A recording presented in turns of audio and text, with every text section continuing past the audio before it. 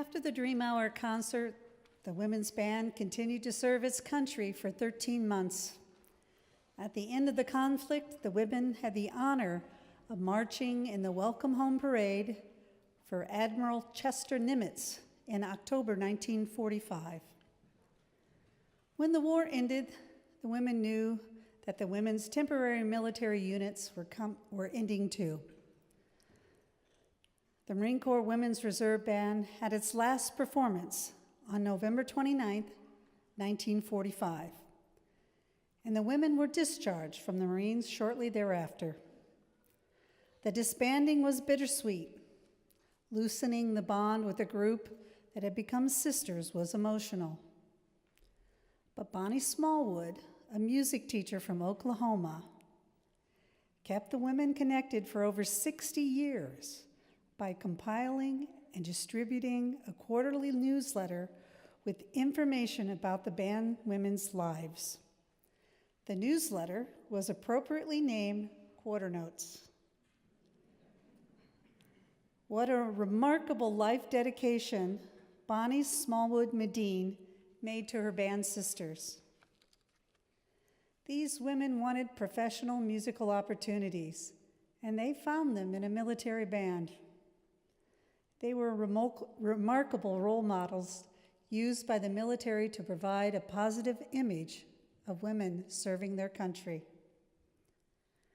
The women military musicians of World War II left a legacy of outstanding service and contributions that opened the door for other female military bands that followed, such as the 14th Army Band, a female World War II Women's Army Corps band that lasted until 1976. The Women in the Air Force Band that existed from 1951 to 1961, and the Hormel Girls, an industry band formed with World War II military band veterans. Their service as military musicians set in motion tremendous opportunities for thousands of girls and young women to join school bands, military bands, and professional bands.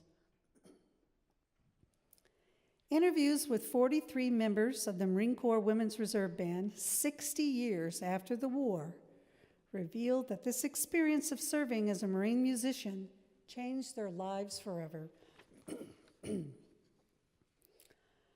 Trumpet player Barbara Marshall shared,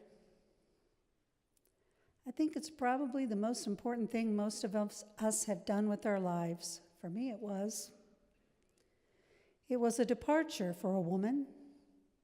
It was the first big step a woman takes to be something other than just a woman doing the same things. In hindsight, it was the opportunity to have a professional identity outside the home. But many of the women revealed the experience was the most important of their lives because of the people they made music with. Helen Hammond communicated, "I got a whole new family by being in that band, and they changed my life."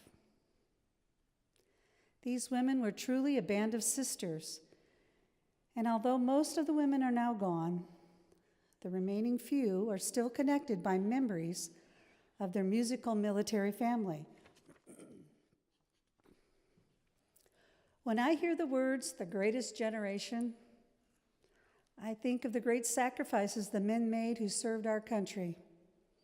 I think of the civilian work and sacrifice of those Americans. And I think of the thousands of brave women who voluntarily left their homes to serve their country in the military. I had the honor of hearing the stories of the women military musicians and learn of their remarkable dedication to country and unit. When interviewing the female octogenarians about their Marine Band experience during the war, I was pleasantly surprised when the women ended their interviews with the exuberant affirmation, "Once a Marine, always a Marine."